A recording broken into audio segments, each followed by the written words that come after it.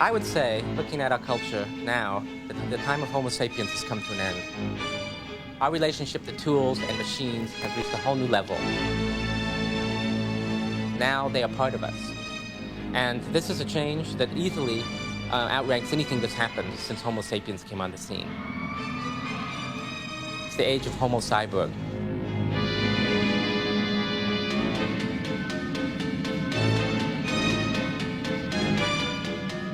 The cyborg is a human-machine hybrid, like Frankenstein and his Hollywood descendants.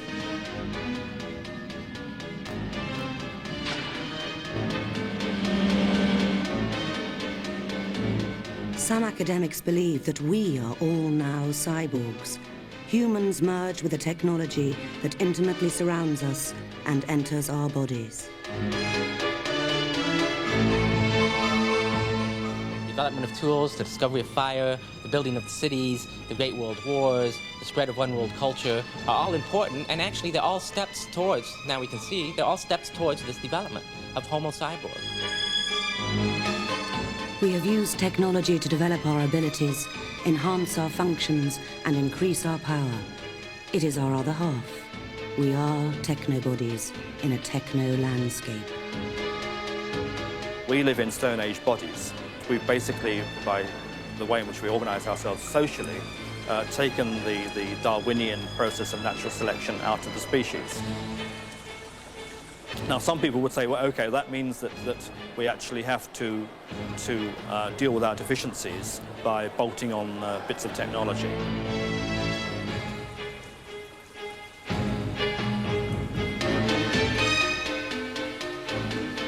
It's interesting that we have so few stories to explain our relationships to technology. The one that everyone knows is the Frankenstein story. And the Frankenstein story is very interesting. It talks about a relationship to technology in terms of responsibility. If we turn away from what we've produced, the machines that we've created, they return to haunt us.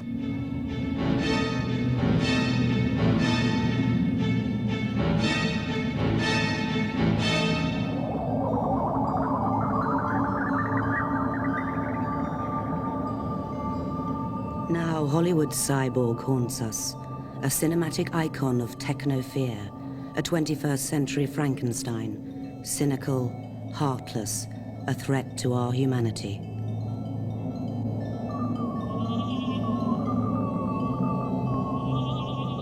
But away from the fantasy, our communion with technology seems a beneficial affair.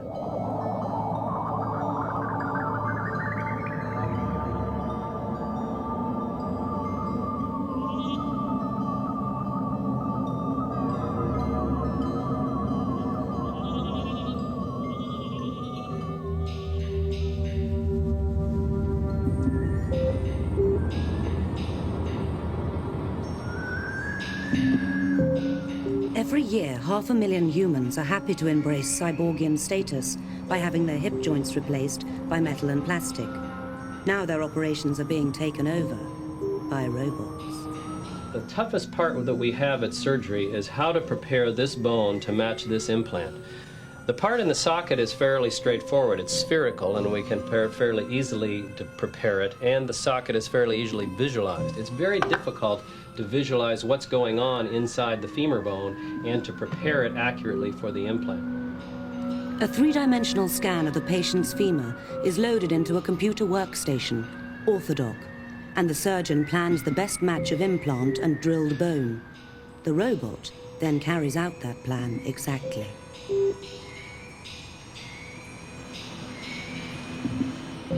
We provide the surgeon a very, very precise tool to then execute that plan that he did in his office. And that tool is a robot, which is in essence a computer-controlled 5-axis machine that machines out the cavity in the proper location and the proper shape in that patient's femur.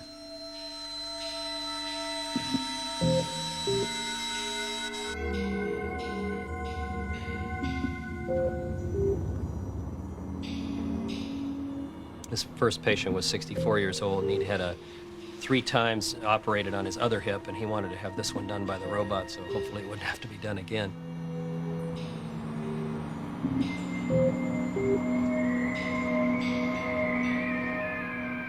There are many, many examples of computer-controlled devices that our lives rely on every day. And that's what this, in essence, is. It happens to be called a robot, but it's, in essence, a computer-controlled device. Every airplane, every elevator, most train systems are all run and controlled by computers.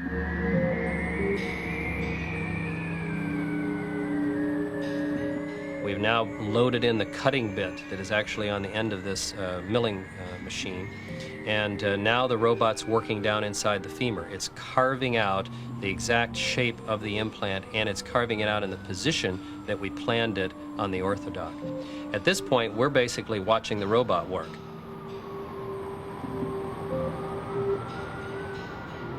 Now the robot has done its work. It takes about 20 to 25 minutes to mill the femur. Now the implant is driven into place. It's done by hand. And now the implant is seated in the femur, and we're done with the case.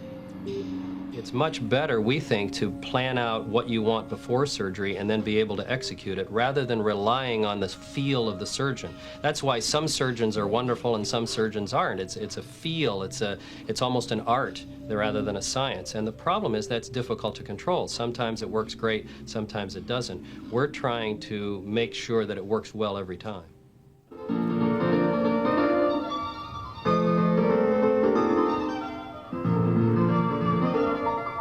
Humans losing control to monster machines is an old fear. The cyborg has become its latest incarnation. But the cyborg wasn't the product of fiction. It was born out of scientific research.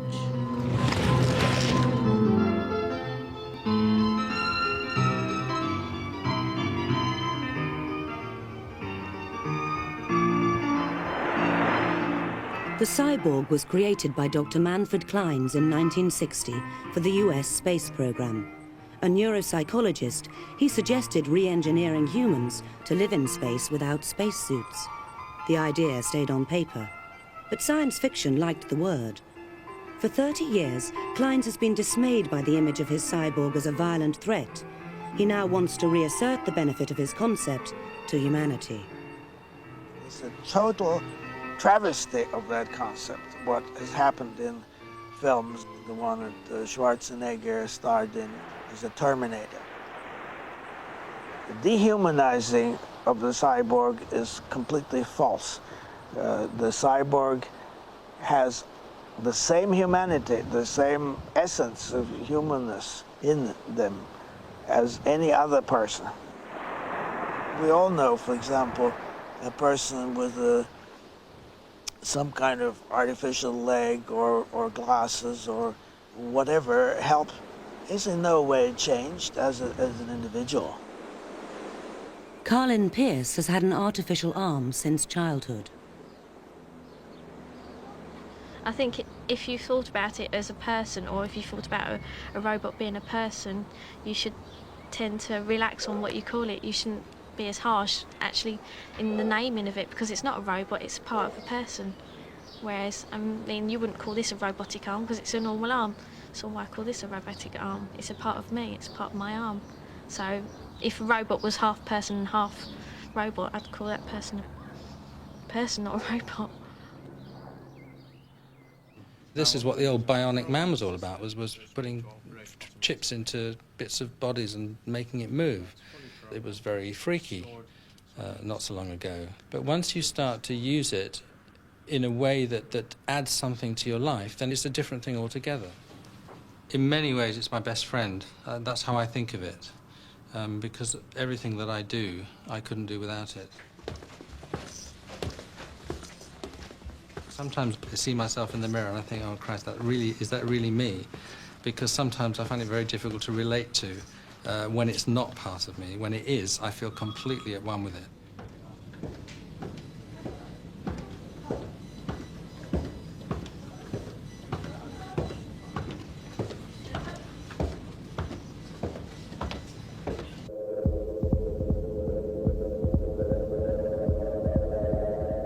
Clynes' cyborg spaceman had intravenous pumps and slow-release drug systems which sustained him without conscious control.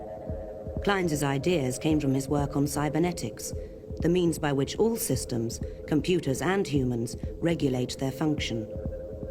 He believes that, like a cyclist, We all unconsciously monitor and use feedback from machines. I would say a person riding a bicycle is already a simple cyborg, because the skill of riding the bike becomes completely automated after a while. And once you have learned it, then it becomes part of your system, and you can ride a bike with as great naturalness virtually as walking. When you use tools, you're very conscious of the tools, and you are manipulating the tools, and your attention is focused on the tools a lot. With a cyborg, all this happens just as unconsciously as your heart is beating. You don't have to worry about where the next beat of your heart occurs. You don't have to worry how your blood pressure regulation is going at this moment, and so on. The human capacity can be extended, increased in desirable ways that go far beyond what a bicycle can do. And that would be the realm of a cyborg.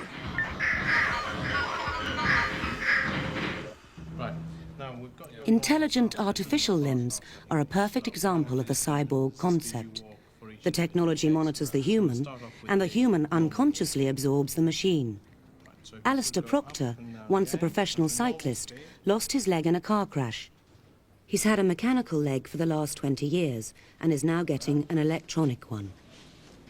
The previous leg, I had to make that do all the work. There's no motors in there, it's all coming from me, from my movements. And what the electronics does, which is potentially fabulous once I get used to it, is that it takes the thinking out of walking. It makes it a much more natural thing to happen, which is really what I'm after.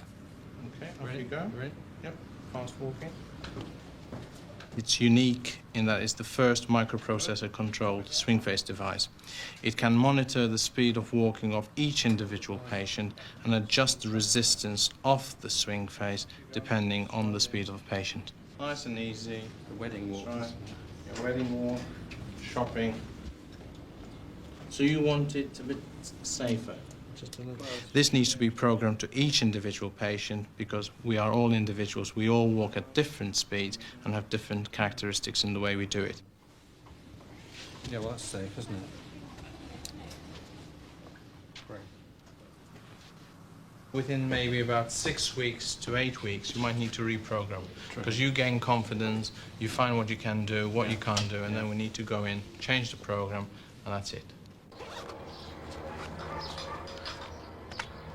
Muscle control signals from Carlin Pierce's brain are detected by sensors resting on the skin inside her electric arm. They then activate a motorized hand. It's the same as if you did it with your normal hand. If you tense, your hand will close. I hope they actually get the hands to every finger to move, because at the moment it's only the first 3 fingers that move.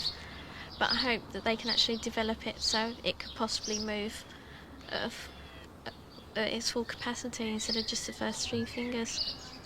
And they're actually developing it at the moment, that they've just started to do anyway, that the wrist actually turns instead of me just turning it like that itself. You can actually, well, just control it instead of thinking about it to turn itself.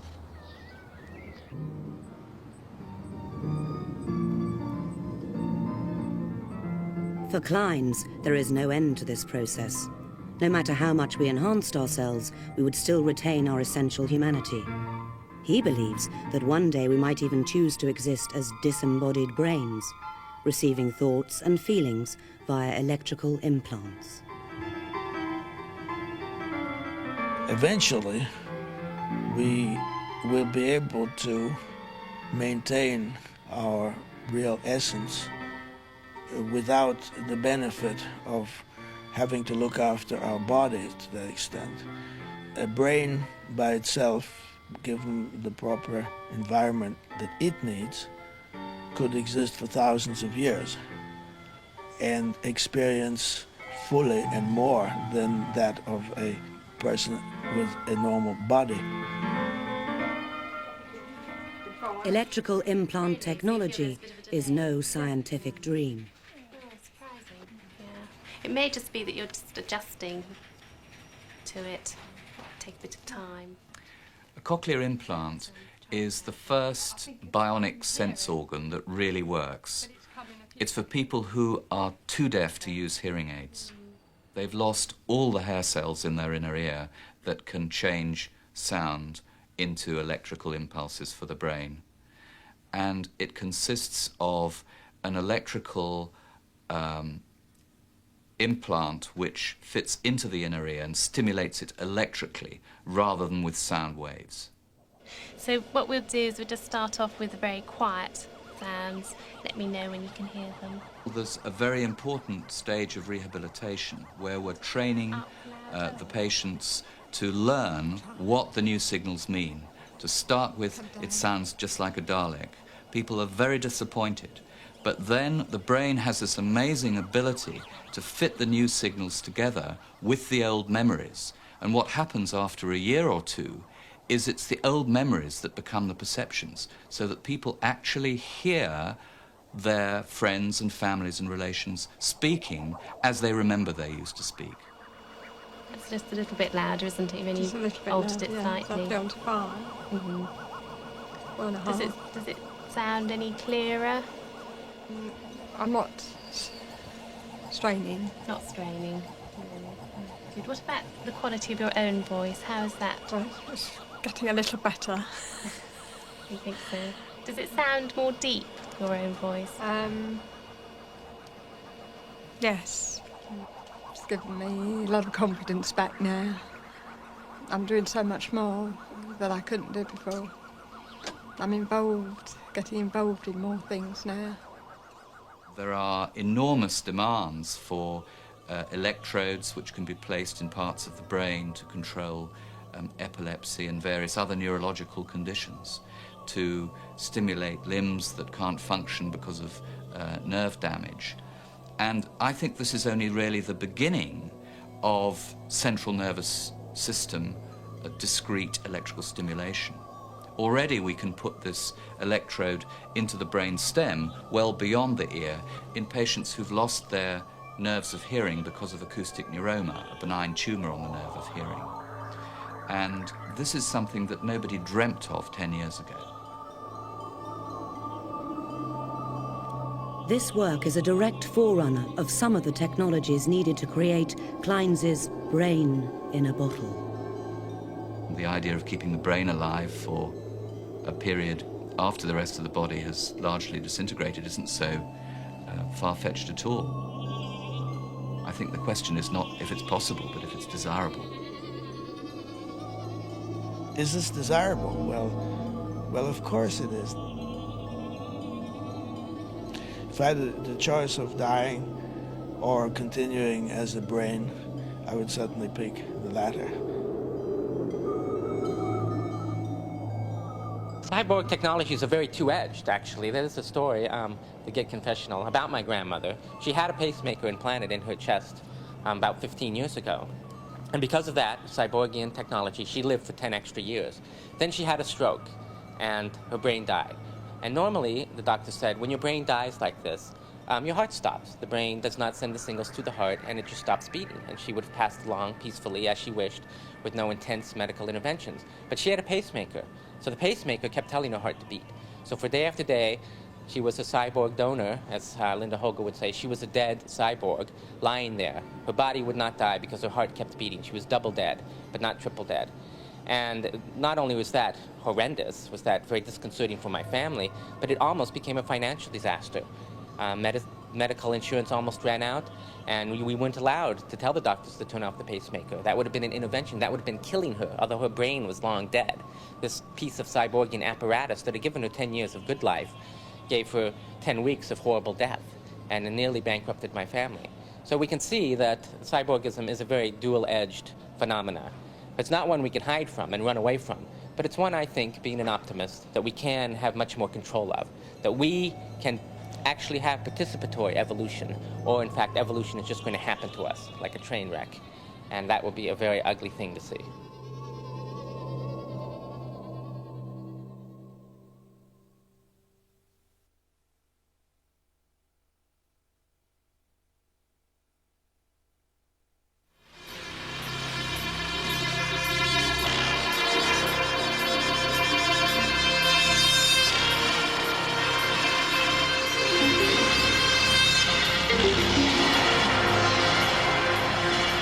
Cyborgs aren't just humans with bits of machines in their bodies. Cyborgs are humans with technologically enhanced abilities. The amplified human, more aware, more powerful, more competitive, has been a military goal for 50 years. But the military never used the word cyborg. It is too emotive. When the military sends, the U.S. military, any high-tech military, sends troops somewhere, they don't say, really, in their planning, they don't say, we will send so many men or women, so many soldiers here. They say, we will send so many weapon systems here. Each weapon system being so many people, so many machines. Donna Haraway, biologist and historian, has followed cyborgs as they filtered out of the military. The image of the machine that came out of research in World War II was of a machine that could control its own processes, machines that could model intelligence, that could be feedback controlled, where communications machines, information systems, and organisms come into a kind of new contact, a kind of hybridization, so that cyborgs are organisms plus information machines. The earliest theorization of cyborgs around 1960, where the man in space program requiring some kind of enhanced man, the masculinism of it was right up front. It was the sort of primary meaning of cyborg. Cyborg was born from post-World War II, permanently militarized first world science. And that kind of belly of the monster place where cyborgs was born is always some place that I found not so much that I want to be, as that I am, as a person born in my culture and trying to come to terms with it.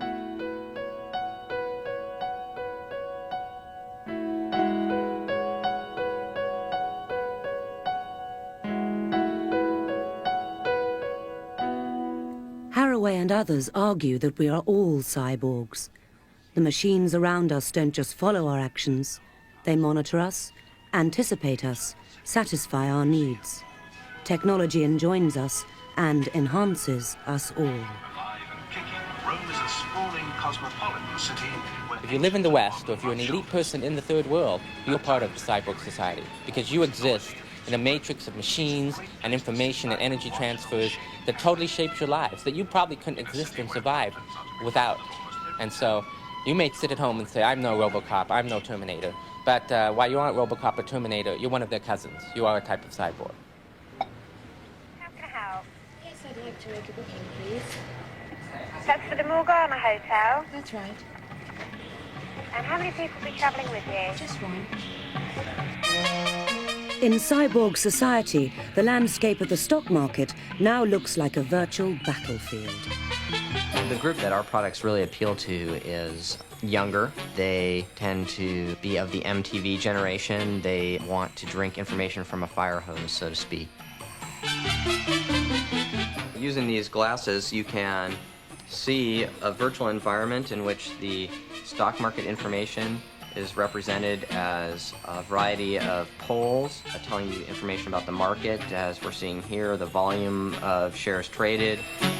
Each poll represents the stock of a particular company. The blue part of the poll represents the volume traded. It can also represent the price, the number of shares you hold, whether you're making or losing money.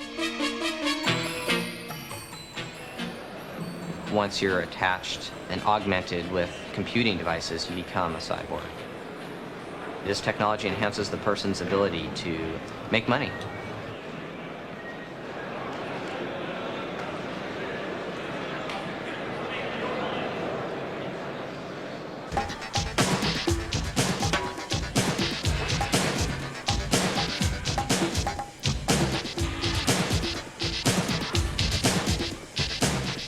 Down on the street, cyborgs are busy forming new cyber communities.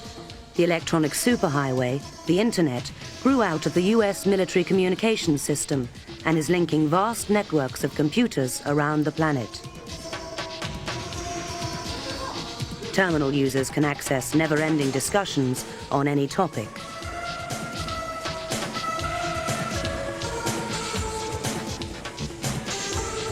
We put public access terminals in cafes throughout San Francisco to allow people who don't have computers to participate in the electronic revolution the way people would participate from home with their home computers. People ask you a question, rather than being verbose about it, you put a very simple answer. Boom, it's out there, people know it. You reveal things about yourself that you otherwise would never reveal just because of the spontaneity and the restriction. Those two things together really make for an explosive combination. Cyberspace is in your imagination. It lives in your imagination. It's this intangible thing. It's really a place, a public forum, where anyone can get in and listen to ideas and comment on ideas, and whether you're homeless or whether you're a part of the social elite, your voice is no louder or less loud than anyone else.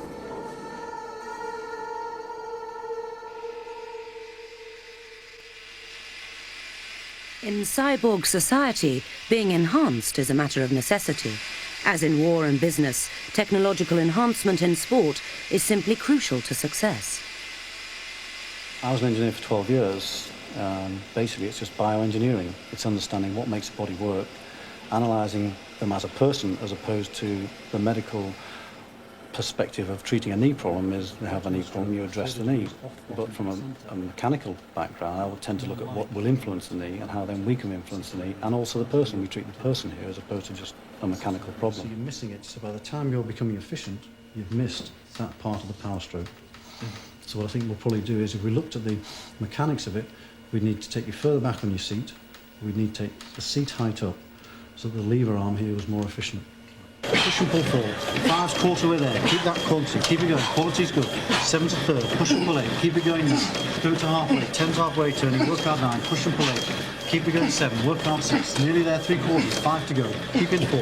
Work hard 3. To the end. Dig in 2. Push and pull. Hard as you can. Rest. Ultimately, we want technology to help us win the greatest prize.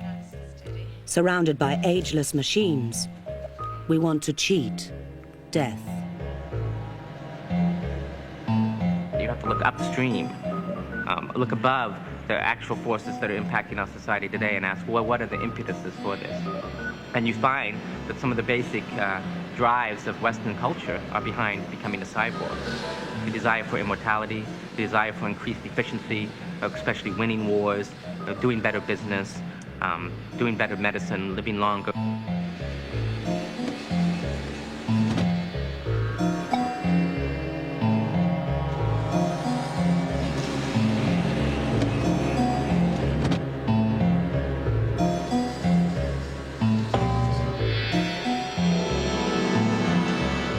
Our expectation that medicine should cure us at all costs has created a new range of million-pound body scanners. Surgeons can now see the working of the body in real time. What we can do with this kind of machinery that you see here, certainly in the future, will be to put that information together, so the information we get from one particular technique can be integrated with that from another, so that something which shows us the skin best, the bones best, the brain best, can all be put together, so that we have got a complete human being within our computer. During the Gulf War, images that were being taken in the desert in reasonably primitive medical tents were being examined under very sophisticated viewing circumstances a few seconds later. In America, the images have been transferred by satellite. The military experience will again change how the public interface with technology and drive expectations higher.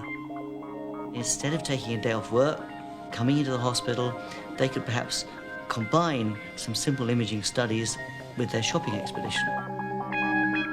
Once we were ill when we felt ill, but with diagnostic machines and our feedback loops, we'll be told we're ill before we know it.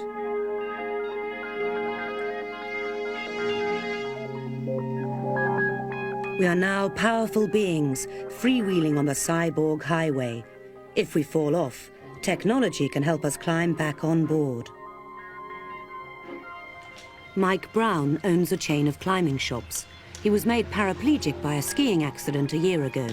As well as using a wheelchair, he wears a high-tech metal frame which assists him as he walks.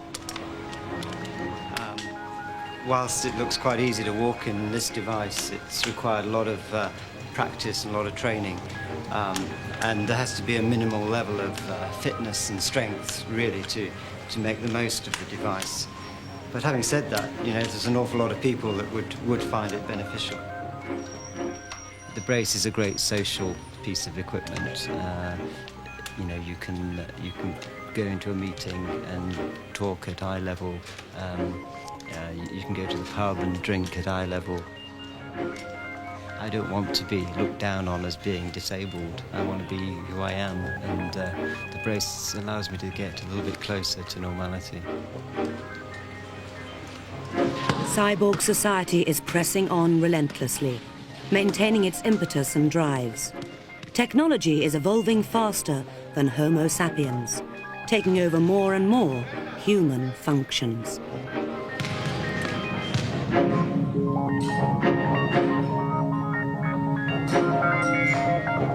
This drive towards enhancement, of course, is what's going to lead to the post-human. It's behind the original cyborg ideal that Clynes came up with, to re-engineer humans so they could go and live in space without spacesuits.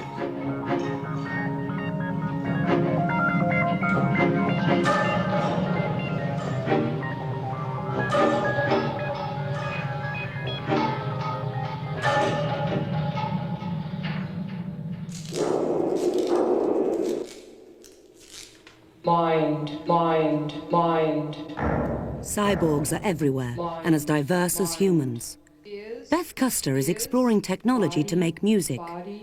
Sensors strapped to her body monitor her heart rate, brain waves, stress levels and muscle movements. The signals influence various music synthesizers. Just by thinking, feeling and moving, she creates different sounds. The adventure that started when the fish left the water, for us, is perhaps only just beginning, because the new insights that we get from molecular biology, from computers, and from being hooked together in the internet is bound to have major social implications. We're standing at the threshold of the most wonderful progress that would help humanity.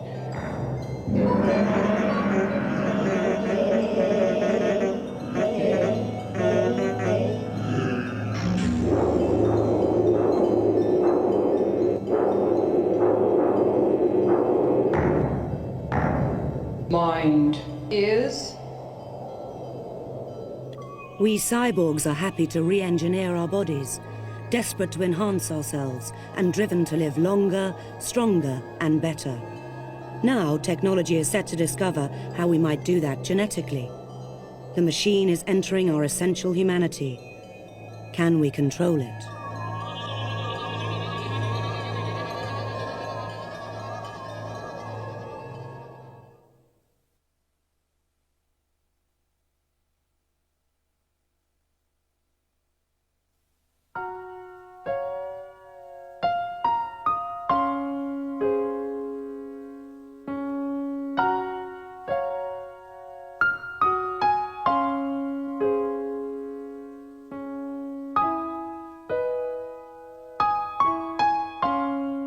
Cyborg technologies have moved from the military into our bodies, from the business world into our homes. Not only are we augmenting our senses, we are also engineering our children. Cyborg parents no longer need bodies. Genetic material can be deposited in a semen bank for future use. Three components of what makes the semen industry something that may experience a boom. One of them is the AIDS epidemic, another is increased geneticism, and the third factor is increased environmental hazards and environmental toxins, which compromise fertility. And I think the semen industry has capitalized on those three components of changing environment. Semen industry offers techno-semen, which is a process through creating a new, improved, more pristine body product than what is actually embodied in a male. It's something that's gone through different technical, biologic, social, and mystical processes. In other words, it can be proven to be disease-free, it can be proven to be more fertile than what is actually embodied. They put the semen through things like pre-sex selection, which may end up allowing something to have more probability of giving a child of a certain gender. This is a vial of semen that's been frozen for about 6 days from one of our donors who is in screening. And we're going to determine if a proper number of sperm survive the freezing. So far, it doesn't meet the minimum criteria. We require at least 20 million sperm per cc to survive in order for the sample to be accepted, and I counted 17 million so far active sperm. In Oakland, California, one semen bank is trying to adapt the technology to the needs of the people they are helping to create. There isn't any other sperm bank that has a policy that encourages or even enables donors to be located or discovered by the children. In fact, the traditional notion has been that you absolutely must maintain secrecy. And our emphasis here is really looking at who are the stakeholders, who's receiving this product, what families are formed, and what about the children as key people. I think semen banking is going to become much more corporate. In other words, there are small semen banks which are being gobbled up by bigger corporations. Multinationals are beginning to buy semen banks and other human biologics like fetal tissue, blood banks, eye banks, and creating big conglomerates, kind of like the McDonaldizations of semen banking. And I believe that it's going to become a much more complicated process for the individual woman to actually purchase the semen. We're in the business of making families, in addition to distributing a product. And our emphasis is more on the low-tech end of semen banking. The product that people get is as good as anybody else's or any other sperm bank's product. But our approach is really in interacting with the clients, getting them to choose their own donors, encouraging them to have dialogue with their family members and their children. We have lots of babies from our 12 years of work. With cyborg technologies, there is a danger of treating people as if they are machines. Laboratory offspring are still human. They need protecting. But it's only slowly that we're learning how to do it. Earlier this year, there was controversy arose from some work where they came to the conclusion that they could take the eggs from an aborted fetus, insert them into an adult woman, in order for that person to have a child. A lot of people were, I think, in common sense terms, scandalized by the possibility, and debate started in the press. But it rather concluded prematurely, perhaps in some people's eyes, because there's still an official government investigation into the implications of it, by a journalist simply saying, well, let's look at this from the point of view of the unborn child. A lot of children who have been brought up by parents who are not genetically their own parents do, once they're adults, search for their parents, their real genetic parents. And in this case, they would, of course, come across their grandparents, and they would then have to ask their grandparents why they murdered their mother. And that rather concluded the whole discussion, and I think put the kibosh on that line of research. But it was totally unpredictable that a society, or that our society, should come to that sort of conclusion in that sort of way in that short space of time. On other issues, it might take us 2 or 3 generations, maybe even a century, to come to terms with some of these technologies.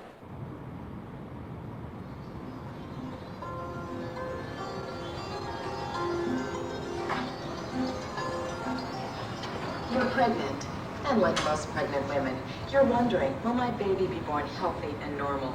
If your healthcare provider has told you that you are at an increased risk of having a child with a serious birth defect, prenatal diagnosis may offer you an answer to this question.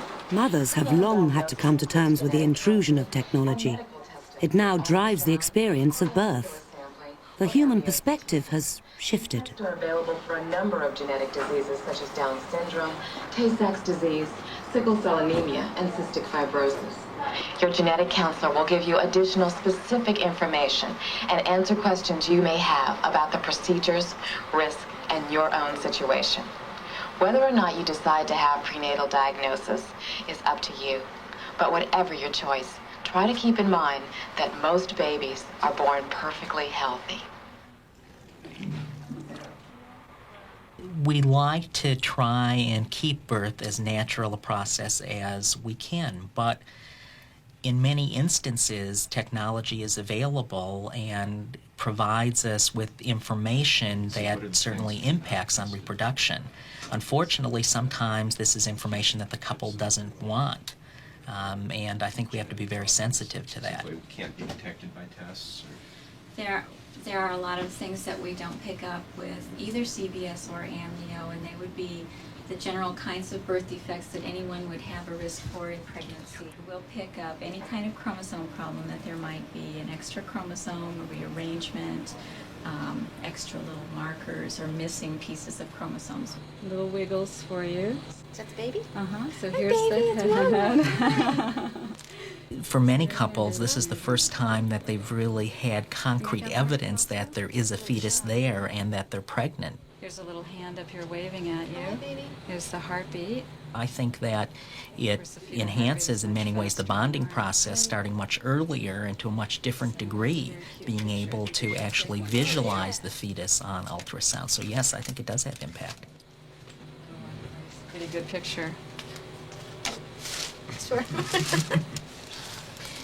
Pretty good picture. You have wallet size in these? Technology changes the way that women experience their births. They don't think anymore about quickening as, the sign that they're really pregnant. They think about, I'm really pregnant now because I've had this test that says my fetus will live and it will be healthy and it will fit into society in a particular way. It's not handicapped. I'm doing the right thing by carrying it to term. And so that becomes sort of the new framework around which women think about themselves and their babies. I think that unfortunately for many couples it's added a significant amount of anxiety to their pregnancies. This will keep the transducer sterile. Okay, take a look.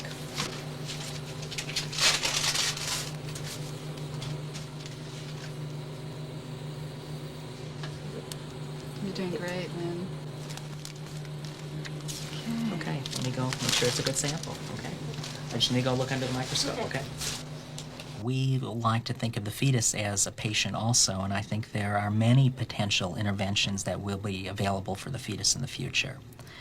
One of the types of interventions that we do now is fetal surgery that is only applicable in a limited number of cases for fetuses with certain structural defects, but in those cases we're able to exteriorize the fetus and repair the defect and then replace the fetus in the uterus. But the need for fetal surgery will probably be limited as genetic therapies begin to tackle many conditions. The techniques on trial treat fetuses with healthy genes which correct the defect. And there's the possibility of even earlier treatment of the embryo in that treatment would affect every cell, including the germ cell, the sperm and the egg, and that would be a type of correction that could be passed on. Many people feel very uncomfortable with those types of modifications, and those are debates, ethical debates that need to be discussed way before any of that type of therapy is attempted. And there will be more to debate. This lab is part of the Human Genome Mapping Project, a global undertaking to find the 100,000 genes which control the growth and function of humans.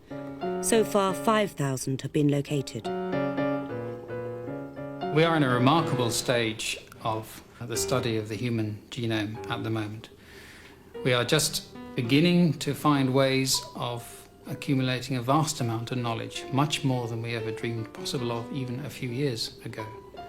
What this will do is provide the essential information for a much greater understanding of many of the processes of the human body and also what happens when they go wrong.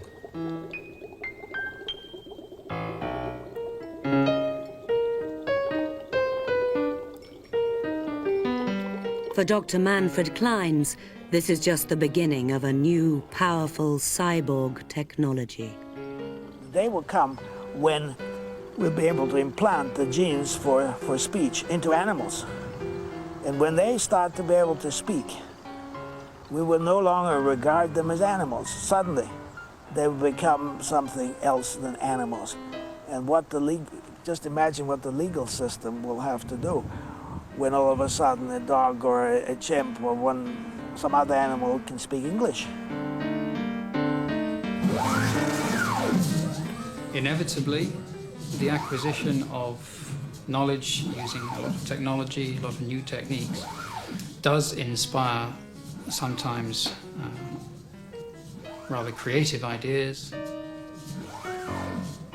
It is certainly true that we will be able to identify genes involved in speech, in learning, and in aging, and that we will be able to manipulate those genes in such a way as to look at their function more precisely, possibly in different animals. What is not clear is whether we would ever either be able to or wish to use that kind of technology to actually design new functions or new genomes. The emphasis of our work is very much towards improving health conditions and understanding of mankind rather than tampering with it unnecessarily. But advanced knowledge can create difficulties. What will we do with a deeper understanding of the role of specific genes? What that information is likely to give us is a number of moral worries and a number of political worries. We'll have moral worries about whether to counsel people who have genetic deficiencies about whether they should have children or not. A lot of people in those situations have already made it clear that they would rather not know, for instance, that there might be a 20% possibility of having, say, a Down syndrome baby. They would rather not know that. And having been told it, they don't know how to deal with that sort of probability. People have a great deal of difficulty dealing with statistical probabilities about what might or might not happen with them. So you have a problem there. The other problem is that some of that information on the human genome will be commercially useful to people who take risks to do with human health. And clearly, the whole life insurance business would be immensely more profitable if they could cut out of their policies people who are genetically disposed to an early death or an expensive illness.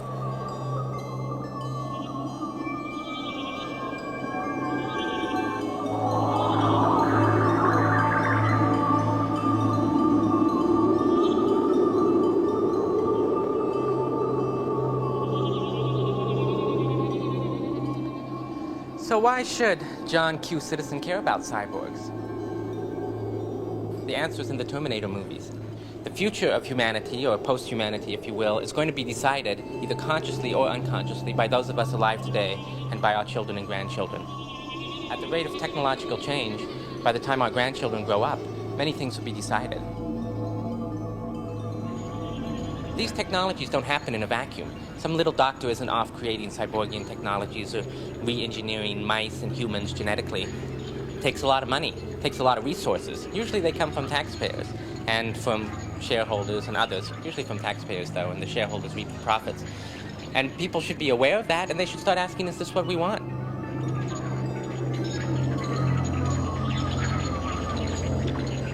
Technology satisfies the demand for profit.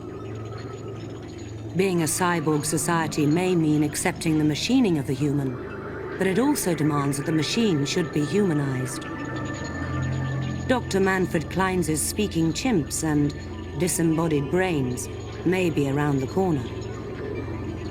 He believes our humanity will stay intact.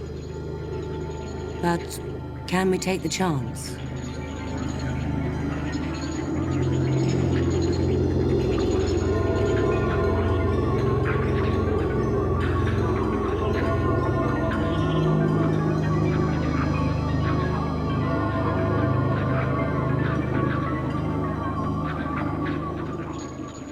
At 7 o'clock next Sunday, Equinox looks at the future of the world's coral reefs.